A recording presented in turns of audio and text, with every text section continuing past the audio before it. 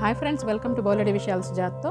ఈరోజు మన వీడియోలో కార్తీక మాసం తర్వాత వచ్చే పోలి పాడ్యమి ఏ రోజున వచ్చింది, దీపాలను ఎలా వదలాలి, ఎన్ని వదలాలి, మరియు పోలమ్మ కథతో సహా అన్ని వివరంగా ఈ వీడియోలో చూడబోతున్నాము. మరి మిస్ చేయకుండా లాస్ట్ వరకు అందరూ చూడండి. హిందువులకి కార్తీక మాసం అంటేనే పరమ పవిత్రమైన మాసం కదా. మరి ఈ మాసంలో ఏకాదశి నుంచి పౌర్ణమి వరకు వచ్చే ఈ 5 రోజులు మహా ముఖ్యమైనవి. వీటితో పాటుగా కార్తీక అమావాస్య, పోలిపాడ్యమి ఇవి రెండు కూడా అంత ముఖ్యమైన రోజులే. ఈ కార్తీక అమావాస్య కార్తీక మాసంలో చివరి రోజు. ఈ రోజు దీపదానము, స్వయంపాక దానము ఇవ్వడం చాలా ఉత్తమము. ఇక అమావాస్య తర్వాత వచ్చే మరుసటి రోజునే పోలిపాడ్యమి అంటారు. ఈ పోలిపాడ్యమి రోజు నదీ స్నానం చేసి నదిలో దీపాలను వదిలిపెట్టాలి. దీనితో పాటుగా పోలమ్మ కథను కూడా వినాలి. ఇలా చేసినట్లయితే మన కార్తీక మాస వ్రతం అంతా కూడా సంపూర్ణంగా పూర్తయినట్లు. నదికి వెళ్ళి స్నానం చేయడానికి వీలు లేని వాళ్ళు ఇంటిలోనైనా తులసి కోట వద్ద ఇలా చూపించిన విధంగా దీపాలను అరటి డొప్పల్లో వదిలిపెట్టవచ్చు. మనకు ఈ కార్తీక మాసం చివరి రోజైన అమావాస్య ఈ 2024వ సంవత్సరము డిసెంబర్ 1వ తేదీన ఉదయం 11 గంటల వరకు ఉంది.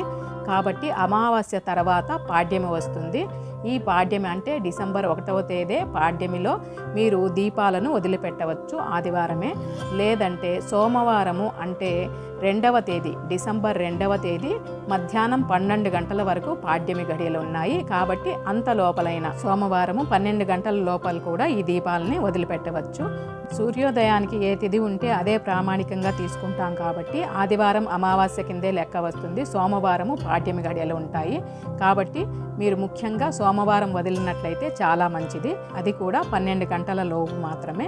ఇక ఈ పాడ్యమి రోజు మనము వదిలే దీపము విష్ణు సంబంధ దీపము. విష్ణువుని ఆరాధించే పోలమ్మ స్వర్గానికి వెళ్ళింది. అదేవిధంగా ఆమెను తలుచుకుంటూ ఆ రోజు మనము దీపాలని నదిలో వదిలిపెడుతూ ఉంటాము. ఎందుకు ఈ రోజు ఆమెకు అంత ప్రాముఖ్యతనిచ్చి ఆమెను తలుచుకుంటూ దీపాలు పెడుతున్నామో ఒక కథ ద్వారా వివరంగా తెలుస్తుంది.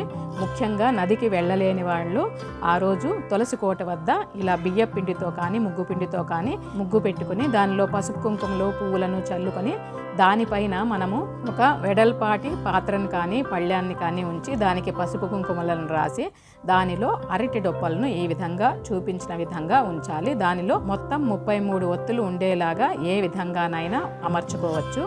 ఈ ఒక్కరోజు మనం దీపాలను ఇలా నీటిలో వదలడం వల్ల కార్తీక మాసం అంతా కూడా నెల రోజులు దీపారాధన చేసిన ఫలితం ఉంటుంది. కార్తీక మాసం అంతా దీపారాధన చేయలేకపోయినా లేదా నెలలో అప్పుడప్పుడు కుదరకపోయినా ఈ ఒక్కరోజు దీపారాధన చేయడం వలన నెల రోజులు దీపాలు పెట్టినంత ఫలితం ఉంటుంది. ఇక అరటి డొప్పలు దొరకని పక్షంలో ఇలా చూస్తున్న విధంగా తామరాకు డొప్పలలో అంటే ప్రసాదం కప్పులు ఉంటాయి కదా, వాటిలో అయినా కూడా ఇదే విధంగా మనము దీపాలను వదిలిపెట్టవచ్చు. నదిలో దీపాలు వదిలినా లేదా ఇంటిలో దీపాలు వదిలినా ప్రకృతికి ఆరోగ్యానికి ఎటువంటి హాని చేయని ఇలాంటి సహజ మార్గాలనే మనము ఎంచుకోవాలి. అలా కాకుండా ప్లాస్టిక్ కానీ థర్మాకోల్ కానీ ఈ దీపాలను వదిలిపెట్టడానికి వాడకూడదు. ఏవి దొరకని పక్షంలో ఇలా ఎండిపోయిన రావి ఆకుల మీద కూడా దీపాలను వదిలిపెట్టవచ్చు. రావి ఆకులు ఎండిన తర్వాత నీటిపైన తేలుతూనే ఉంటాయి. దానిలో కూడా దీపాలను వదిలిపెట్టడం చాలా శ్రేష్టము.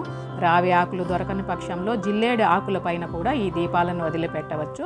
ఇలా సహజ మార్గాలనే మనము దీపాలను వదలడానికి ఎంచుకోవాలి.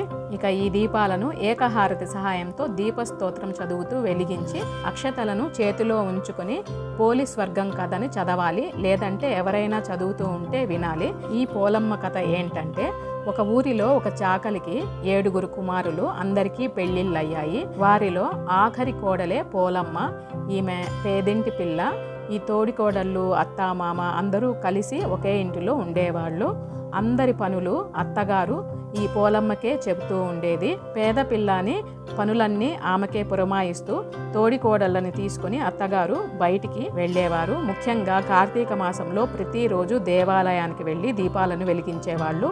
పోలమ్మ మాత్రం ఇంటిలోనే పనులు చేసుకుంటూ ఉండిపోయేది. ఈ కార్తీక మాసంలో 6 కోడళ్ళు, అత్త రోజు నదీ స్నానానికి వెళ్ళి తర్వాత దేవాలయానికి కూడా వెళ్ళి వస్తూ ఉండేవాళ్ళు.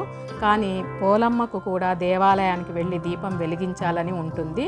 పనుల ఒత్తిడి వల్ల వీలు ఉండదు. అంతేకాకుండా అత్తగారు ఆమెకి దీపం ఉంచడానికి ఎటువంటి వస్తువులు అందుబాటులో లేకుండా చేసి వెళ్తూ ఉండేవాళ్ళు. ఇక ఆఖరి రోజైన అమావాస్య రోజు కూడా అందరూ కలిసి వెళ్ళారు. పోలమ్మ ఈ ఒక్కరోజైనా దీపం పెట్టదలిచి కడు భక్తితో విష్ణువును ఆరాధిస్తూ ఆమె పత్తిని నలిపి కవ్వానికి ఉన్న వెన్నని కరిగించి బియ్యపిండిని ప్రమిదిగా చేసి భక్తితో ఆ దీపాన్ని వెలిగించింది. నిష్కల్మషమైన భక్తితో ఆమె దైవాన్ని తలుచుకుంటూ ఆ దీపం వెలిగించడం వల్ల ఆ దీపపు కాంతి వైష్ణవ లోకం వరకు పాకిందట. ఆ కాంతికి కారణమేమిటని విష్ణువు ఆరా తీసి తన విష్ణు పార్షదులను భూలోకానికి పంపారట. ఈ విష్ణుదూతలు పుష్పక విమానంలో పోలమ్మను ఎక్కించుకొని వైష్ణవ లోకానికి తీసుకొని వెళ్తూ ఉండగా అప్పుడే అక్కడికి చేరుకున్న అత్త తోడికోడళ్ళు వారి భక్తికై ఆ పుష్పక విమానం వచ్చిందని తలచి దానిని పట్టుకొని వేలాడి కొంత దూరం వెళ్ళాక పడిపోయారట.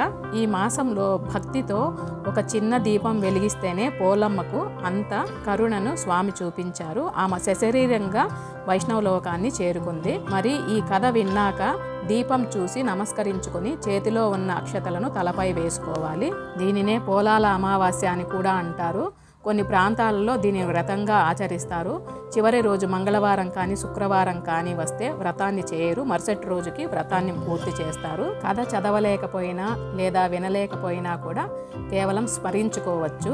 ఇక్కడ శివకేశవులిద్దరూ సమానమేనని ఈ కథ చెబుతుంది. అంటే కార్తీక మాసంలో మనము విష్ణువుని ఆరాధించి దీపం వెలిగించడము, ఇంకా పూజ, స్నానము, దీపము ఏమీ చేయలేకపోయినా కేవలం భక్తి ఒకటే ప్రధానంగా ఇక్కడ తీసుకోబడుతుంది. కేవలం భక్తితోనే పోలమ్మ స్వర్గానికి చేరింది.